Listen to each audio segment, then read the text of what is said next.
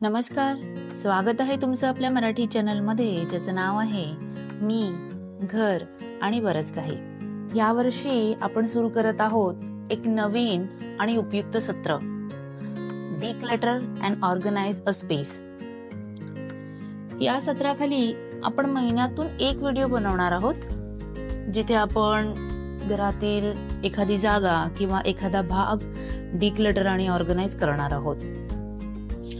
या सत्राखालील पहिली जागा जिला खरंच गरज होती डिक्लटर आणि ऑर्गनाइज करण्याची, ती म्हणजे माझ्या मुलांच्या रूम मधील टॉय झोन.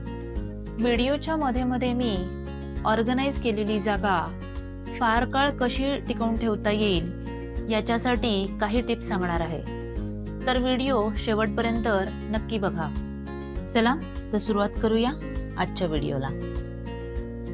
सकाळी व्यवस्थित असलेली मुलांची खोली मला संध्याकाळी युद्धभूमीच वाटते. सगळ्यात आधी आपण सगळी खेळणी बाहेर काढूयात, म्हणजे आपल्याला खेळणी सॉर्ट आणि डिक्लटर करायला सोपं जाईल. आता तुम्ही म्हणाल, अरे बापरे, एवढी खेळणी एका मुलासाठी? पण खरं सांगू का, यातील निम्म्यापेक्षा अधिक खेळणी माझ्या मोठ्या मुलाची आहेत. त्यांनी ती व्यवस्थित सांभाळली, म्हणून आता माझा छोटा मुलगा त्याचा वापर करतोय.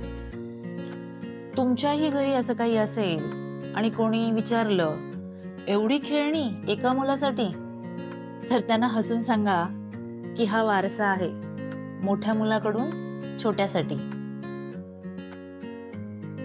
खेळणी सॉर्ट करण्यासाठी मी 3 कार्टन बॉक्स आणि डस्टबिनचा वापर केलाय.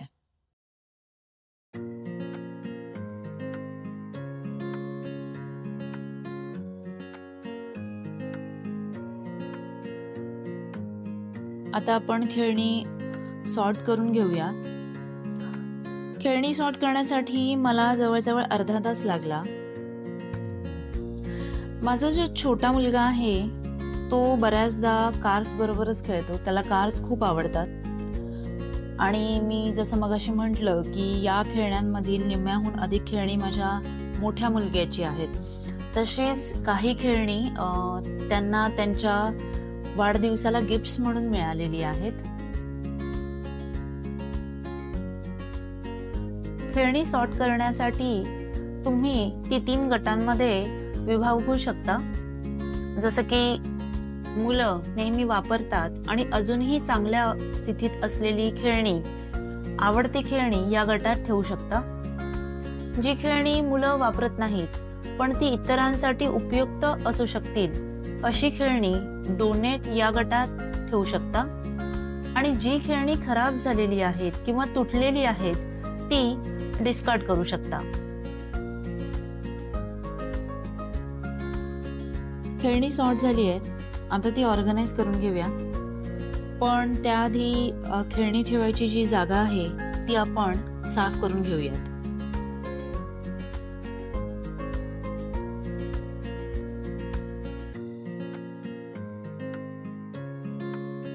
आकाराने लहान असलेली खेळणी स्टोअर करण्यासाठी मी या स्टोरेज कॅबिनेटचा वापर केलाय. हे स्टोरेज युनिट आम्ही IKEA मधून घेतलंय आणि याची लिंक मी डिस्क्रिप्शन बॉक्समध्ये दिलेली आहे. या स्टोरेज युनिटचं असेंब्ली माझ्या मोठ्या मुलाने आणि माझ्या नवऱ्याने मिळून केलेली आहे. त्यासाठी त्यांना धन्यवाद.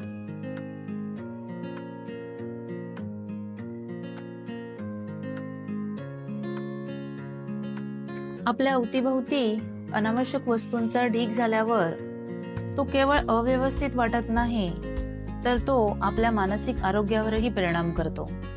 जसं की अपुरी जागा, हरवलेल्या वस्तू आणि अनावश्यक गोष्टींचा गोंधळ यामुळे आपला वेळ आणि ऊर्जा वाया जाते. पण काळजी करण्याचं कारण नाहीये.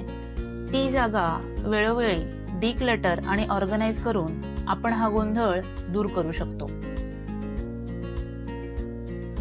स्टोरेज कॅबिनेटमध्ये लहान खेळणी स्टोअर करण्यापूर्वी आपण स्टोरेज कॅबिनेटला शेल्फ लाइनर लावून घेऊयात. चला आता सुरुवात करूया खेळणी ऑर्गनाइज करायला. सर्व खेळणी ऑर्गनाइज करण्यासाठी मला जवळजवळ 20 मिनिटे लागली. खेळणी ऑर्गनाइज करण्यासाठी तुम्ही विविध आकाराची बास्केट्स, स्टोरेज बिन किंवा शेल्फ युनिटचा वापर करू शकता. तसेच सर्व खेळणी ऑर्गनाइज केल्यानंतर कोणती खेळणी कुठे ठेवली आहेत ते तुम्ही तुमच्या मुलांना नक्की दाखवा. त्यामुळे खेळून झाल्यानंतर कोणती खेळणी कुठे ठेवायची आहेत हे त्यांना समजेल.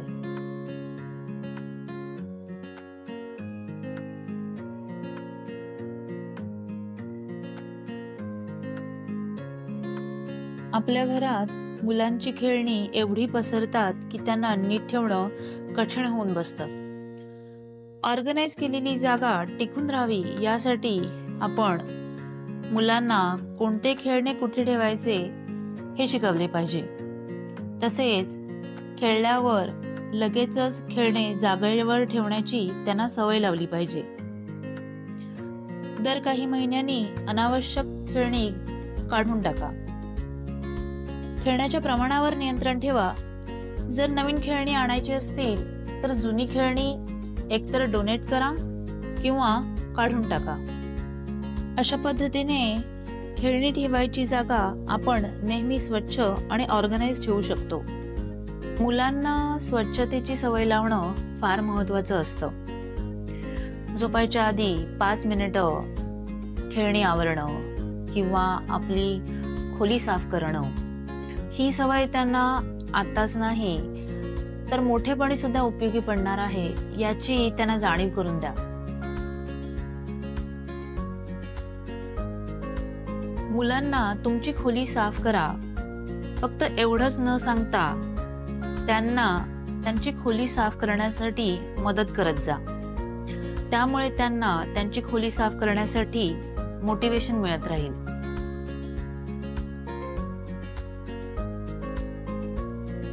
आता पाहूया मी सर्व खेळणी कशी ऑर्गनाइज केली आहेत ती. सॉफ्ट टॉयज ठेवण्यासाठी मी ह्या 2 लॉन्ड्री बॅगचा वापर केला आहे.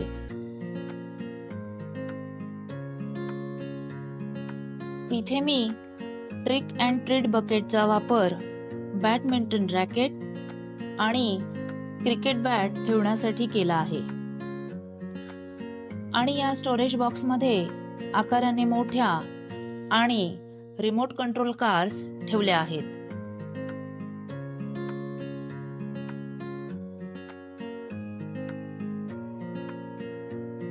आता वळूया स्टोरेज कॅबिनेटकडे. या पहिल्या ड्रॉवर मध्ये मी सर्व लाकडी खेळणी स्टोअर केली आहेत. दुसऱ्या ड्रॉवर मध्ये सर्व हॉट व्हील्स ठेवलेले आहेत. इथे एका ट्रे मध्ये सर्व ॲनिमल फिगर ठेवलेले आहेत. हे एक लर्निंग टॉय आहे नंबर आणि विविध आकार शिकण्यासाठी.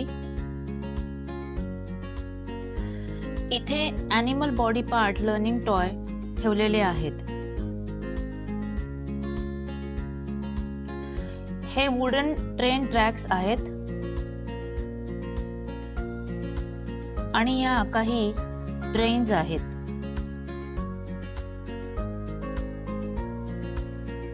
या ड्रॉवर मध्ये हे एक जिग्सॉ पझल आहे. हे रिमोट कंट्रोल कार्सचे रिमोट आहेत. या 3 डब्यांमध्ये मी लेगो पीसेस ठेवलेले आहेत.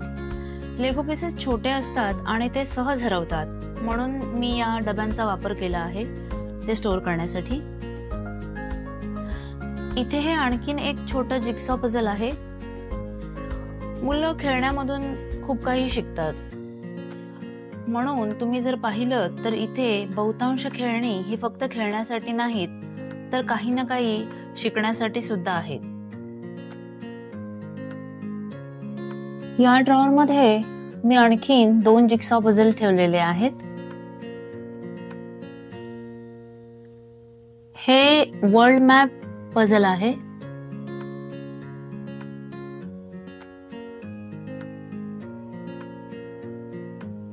आणि हे डायनासोर लाईफ पझल आहे. इथे हे क्रिकेटसाठी लागणारे टेनिस बॉल ठेवलेले आहेत आणि हे शटल कॉक आहेत. अशा पद्धतीने मी मुलांची सर्व खेळणी ऑर्गनाइज केलेली आहेत. तर हा होता आजचा व्हिडिओ. हा व्हिडिओ जर तुम्हाला आवडला असेल तर लाईक आणि शेअर करा. चॅनलवर जर तुम्ही नवीन असाल तर चॅनलला सबस्क्राईब करायला विसरू नका. इंस्टाग्राम आणि फेसबुकवर सुद्धा चॅनलला फॉलो करा. आपल्या चॅनलवर हे जे डिक्लटर अँड ऑर्गनाइज स्पेस हे सत्र चालू केलं आहे, त्या सत्रासाठी तुमच्याकडे जर काही आयडिया असतील तर मला कमेंट बॉक्समध्ये नक्की कळवा. त्या आयडियाचा वापर मी नवीन व्हिडिओज बनवण्यासाठी नक्की करेन. भेटूया पुढच्या व्हिडिओमध्ये. तोपर्यंत नमस्कार.